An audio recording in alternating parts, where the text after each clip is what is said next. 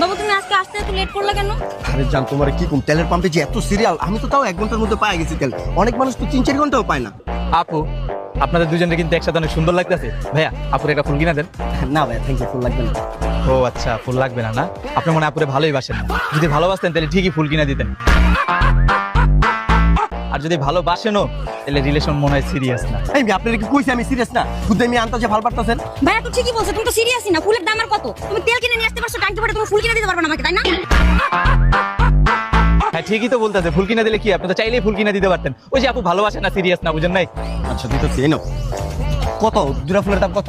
মাত্র 200 টাকা। দুটা ফুল আবার 200 টাকা কবে এলো? এটা আপনি কি বললেন ভাইয়া? আপনি খালি ফুলের দামটাই দেখলেন, আপনি আপুর ভালোবাসাটা দেখলেন না? ফুলটা পেয়ে আপু কি খুশি হয়েছে দেখছেন? পুরো হাসিটা কি দিয়েছে, একদম 2 লাখ টাকা দামের হাসি।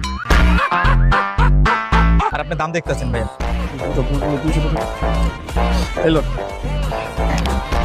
ঠিক আছে।